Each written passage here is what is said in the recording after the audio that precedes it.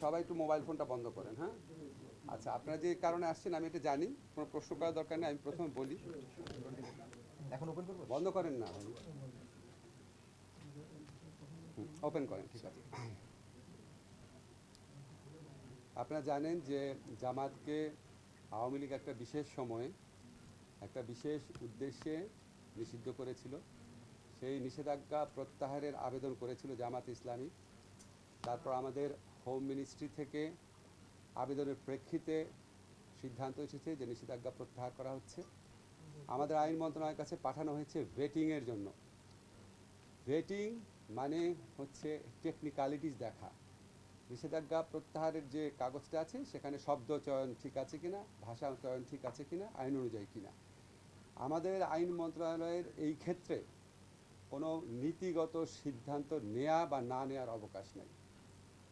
এখন আপনারা বলতে পারেন যে জামাতের নিষেধাজ্ঞা প্রত্যাহারের ব্যাপারে স্বরাষ্ট্র মন্ত্রণালয় যে সিদ্ধান্ত নিয়েছে সেটা প্রেক্ষাপটটা কী। আপনারা সবাই জানেন যে আমাদের সমাজে কিছু মহল থেকে বহু বছর যাবৎ জামাত ইসলামীকে নিষিদ্ধ করার দাবি উঠত, বহু বছর যাবৎ। আমি ঠিক বেঠিক ওখানে যাচ্ছি না, আওয়ামী লীগ কখনোই এটা করে নাই, কখনোই করে নাই। 15 বছর ক্ষমতা আছে, কখনোই করে নাই। তারপর তারা এমন একটা বিশেষ মুহূর্তে এটা করেছে, যেটা তখন ছাত্র জনতার বিপ্লব চলছিল, গণ অভ্যুত্থান চলছিল। তারা এই ছাত্র জনতার গণ অভ্যুত্থানকে সন্ত্রাসী কর্মকাণ্ড, জামাত, বিএনপি, জঙ্গিদের সন্ত্রাস, এইভাবে আখ্যায়িত করে এই আন্দোলনকে নির্মমভাবে দমন করার চেষ্টায় রত ছিল। নির্মমভাবে দমন করার চেষ্টায় রত ছিল, এটা বহু প্রমাণ আপনারা বহুভাবে পেয়েছেন। এবং আমাদের স্বরাষ্ট্র মন্ত্রণালয়ের পক্ষ থেকে পরীক্ষা করে দেখা হয়েছে তারা যে সন্ত্রাসী হিসাবে জামাত, বিএনপি, জঙ্গিকে আখ্যায়িত করেছিল, ওই ন্যারেটিভের পার্ট হিসাবে তারা জামাতকে সন্ত্রাসী সংগঠন হিসাবে হঠাৎ করে ঘোষণা করে একটা প্রজ্ঞাপন জারি করে। তা আমরা তো আওয়ামী লীগ যে ছাত্র জনতার গণবিপ্লবকে সন্ত্রাসী কর্মকাণ্ড বলতে চেয়েছে, সেই ন্যারেটিভের পার্ট তো আমরা হতে পারি না। আমরা মনে করি আওয়ামী লীগ কোনো নীতিগত অবস্থান থেকে জামাতকে নিষিদ্ধ করে নাই। আওয়ামী লীগ রাজনৈতিক অপকৌশলের জন্য, ছাত্র জনতার বিপ্লবকে নির্মমভাবে দমন করার জন্য এই ইস্যুটাকে এইভাবে ব্যবহার করেছিল। তা আমরা ছাত্র জনতার গণ অভ্যুত্থানে পরাজিত এবং প্রত্যাখ্যাত একটি দলের মানে অন্যায় ন্যারেটিভের পার্ট হতে পারি না, এটাই হচ্ছে আমাদের বক্তব্য। এবং আমাদের স্বরাষ্ট্র মন্ত্রণালয় থেকে তারা পরীক্ষা নিরীক্ষা করে দেখেছে আওয়ামী লীগের পক্ষ থেকে ছাত্র জনতার গণবিপ্লবকে যেইভাবে সন্ত্রাসী কর্মকাণ্ড আখ্যায়িত করা হয়েছিল, জঙ্গি কর্মকাণ্ড আখ্যায়িত করেছিল, এটার পার্ট হিসাবে জামাতকে নিষিদ্ধ করা হয়েছিল। এই ন্যারেটিভটা সত্যি না, সেটা ছাত্র জনতার বিপ্লব ছিল। ছাত্র জনতার বিপ্লবকে সন্ত্রাসী হিসেবে আখ্যায়িত করা, কর্মকাণ্ড হিসেবে আখ্যায়িত করা, সেটা একদম দলের উপর চাপিয়ে দেওয়া, তাকে নিষিদ্ধ করা, আমরা এই মিথ্যা ন্যারেটিভের পার্ট হতে পারি না।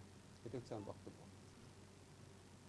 ঠিক আছে, বলেন, এই ইস্যুতে প্রশ্ন করেন, অন্য কোনো ইস্যু না।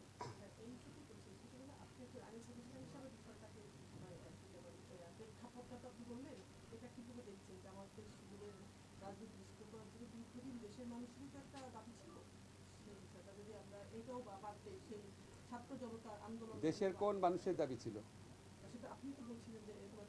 আপনি বলেন, আপনি তো প্রশ্ন করছেন কোন মানুষের দাবি ছিল। আমি তো বলেছি কিছু মানুষের। হ্যাঁ, কাদের দাবি ছিল? কাদের দাবি ছিল আপনি বলেন, আপনি তো সাংবাদিক, আপনি জানেন কাদের দাবি ছিল।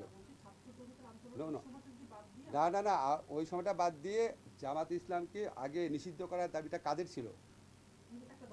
কার, কোন দলের ছিল? তা আওয়ামী লীগের নিষিদ্ধ করার দাবি ছিল। আওয়ামী লীগ 15 বছর ক্ষমতা ছিল, করে নাই কেন? তার মানে তো তাদের বদ মতলব ছিল। 15 বছর তারা ক্ষমতায় ছিল, তারা তাদেরই সহযোগী সংগঠন বিভিন্ন মহল থেকে তারা এই ধরনের দাবি তুলেছে। আবার আমরা অতীতে দেখেছি আওয়ামী লীগ জামাতকে সাথে নিয়ে 1986-এর ইলেকশনে গেছে, 1988-এ সংসদে একসাথে পদত্যাগ করেছে। একসাথে পদত্যাগ করার পর একসাথে মতিউর রহমান নিজামী, প্রয়াত মতিউর রহমান নিজামী সাহেবের সাথে আওয়ামী লীগের সভানেত্রী সাংবাদিক সম্মেলন করেছেন, বলেছেন উনি শুধু আওয়ামী লীগের লিডার না, উনি সকল বিরোধী দলের নেতা। পরবর্তীকালে জামাত যখন প্রেসিডেন্সিয়াল নির্বাচনে জয়লাভ করার জন্য আওয়ামী লীগের পদপ্রার্থী জামাতের আমির গোলাম আজমের কাছে দোয়া চাওয়ার জন্য গিয়েছেন, 1996-এর আন্দোলনে জামাতকে নিয়ে অংশ নিয়েছেন। আমরা সর্বশেষ নির্বাচনীয় পত্রপত্রিকায় রিপোর্ট পাচ্ছিলাম জামাতকে ইলেকশনে আনার একটা প্রক্রিয়া চলছে। তারপরে যখন আওয়ামী লীগের বিভিন্ন মহল থেকে এই ধরনের দাবি করা হতো এবং আওয়ামী লীগ যখন আবার এই দাবিটা পূরণ না করতো, আমার পার্সোনাল ওপিনিয়ন হচ্ছে এটা আওয়ামী লীগ জামাতকে চাপে রেখে তাদের কথা মতো চলতে বাধ্য করার একটা প্রক্রিয়া হিসেবে নিয়েছিল।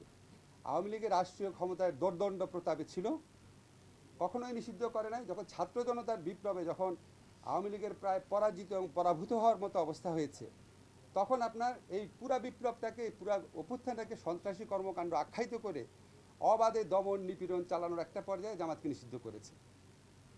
সেটা তো আর কোনো নীতিগত অবস্থান হতে পারে না। স্যার, আমি একটা প্রশ্ন করতে চাই। স্যার, যে অবস্থায় ছাত্র জনতার গণঅভ্যুত্থানে সরকার এক ধরনের পালিয়ে গেছে, পাবলিক পারসেপশন আছে, অনেকে মনে করে যে আওয়ামী লীগকে নিষিদ্ধ করা দরকার। তো এই ব্যাপারে আপনারা কি বলেন?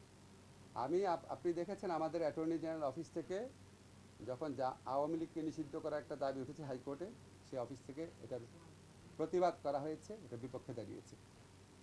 ব্যক্তিগতভাবে আমি মনে করি কোনো রাজনৈতিক দলকে নিষিদ্ধ করার পক্ষে আমি না, আনলেস আপনার যদি একটু সুশক্তভাবে জঙ্গি তৎপরতা, রাষ্ট্রবিরোধী তৎপরতা, কোট আন কোট যে বিভিন্ন পলিটিক্যাল পার্টি রেটরিক হিসাবে ইউজ করে সেটা না, সত্যিকার অর্থে সেরকম থাকলে তাও প্রচণ্ড সততার সাথে তদন্ত করে দেখে হয়তো এটা করা যেতে পারে। জেনারেল রুল হিসাবে আমাদের সংবিধানে সংগঠন করার স্বাধীনতা আছে।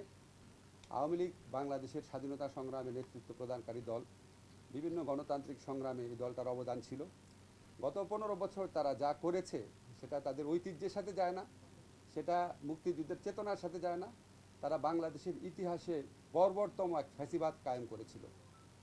এই কর্মকাণ্ডের জন্য ব্যক্তিগত দায় থাকতে পারে, লিডারদের সামষ্টিক দায় থাকতে পারে, বা দল হিসাবে ব্যক্তিগতভাবে আমি বলছি, দল হিসাবে আওয়ামী লীগ মানে নিষিদ্ধ করা দল হিসাবে মনে হয় না সমীচীন হবে। স্যার, আমি একটা প্রশ্ন করতে চাই।